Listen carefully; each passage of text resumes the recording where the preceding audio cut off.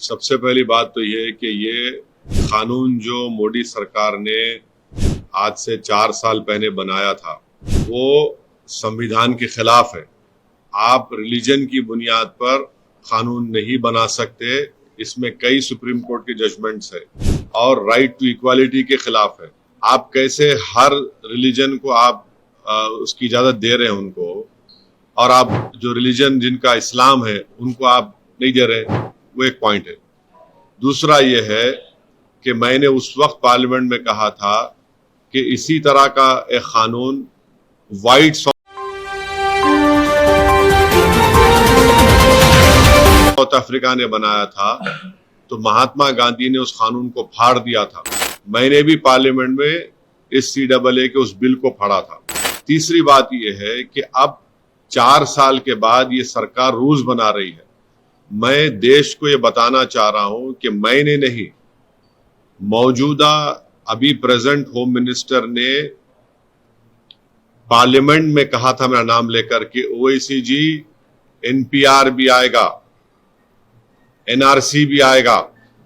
कई टीवी के इंटरव्यूज में उन्होंने बात कही थी। तो हम ये बताना चाह रहे हैं कि CAA एक्ट को सिर्फ आप CAA से मत देखिए, इसको आपको NPR से और NRC से जोड़कर देखना पड़ेगा।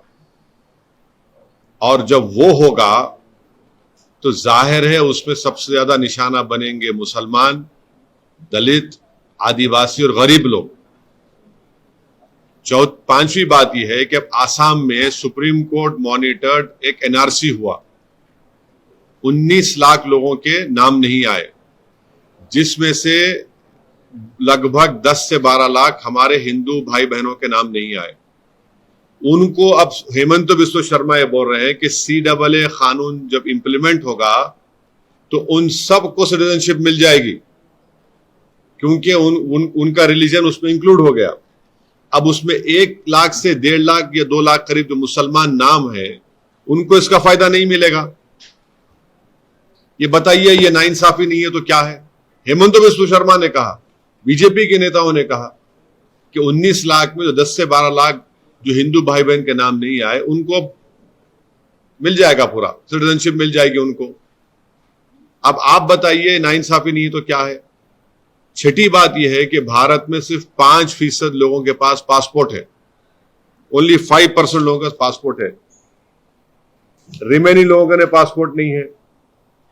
और फिर आधार कार्ड आप देख लिए, प्रूफ ऑफ सिटीजनशिप नहीं है, उसमें खुद लिखा हुआ आधार कार्ड में। भारत में बर्थ रजिस्ट्रेशन 1959 तक मैंडेटरी नहीं था। 1996 में सिर्फ 50% इंडियंस के पास बर्थ सर्टिफिकेट्स था। तो जब NRC होगा, NPR होगा, तो उसमें बायोमेट्रिक एक्सरसाइज होंगी उसमें, और लोकल रजिस्ट्रार में लिस्ट लगाई जाएगी प्रमोद साहब की, असद साहब की।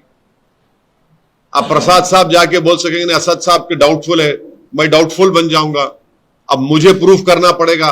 अब मैं मेरे दादा का बर्थ सर्टिफिकेट लेकर आऊं क्योंकि मेरा रिलीजन इस्लाम है, अब मैं फिरते रहूं तो फायदा किसका होगा?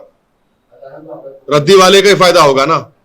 तो ये इसीलिए ये एक्सरसाइज ये जो लॉ है, ये रिलीजन की बुनियाद पर बनाया गया, ये डिस्क्रिमिनेटरी है, अनकॉन्स्टिट्यूशनल है।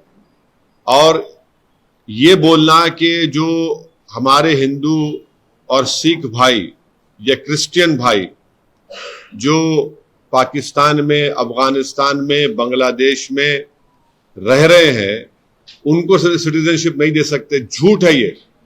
हमेशा सरकार के पास इख्तियार था, एग्जीक्यूटिव ऑर्डर से आप दे सकते थे।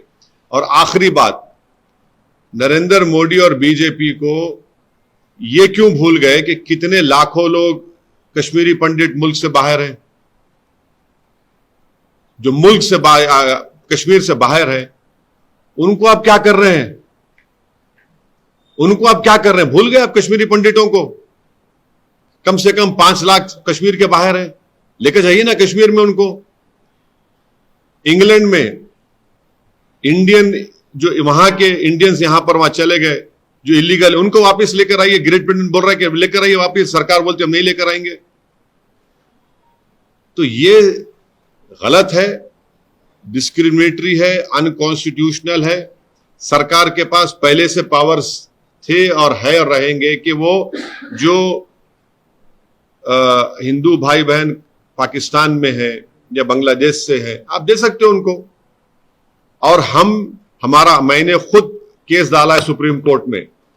हम लोग जब CAA का हियरिंग हुई थी, हमारे लॉयर जनाब निजाम पाशा साहब ने स्टे की मांग की थी, तो गवर्नमेंट ने कहा था कि अभी हम रूल्स नहीं बनाए। अब जब रूल्स बनाए तो हम सुप्रीम कोर्ट में डालेंगे और इसके ऊपर हम कोशिश करेंगे कि सुप्रीम कोर्ट में जाकर इसको उठाया जाए, इस मसले को।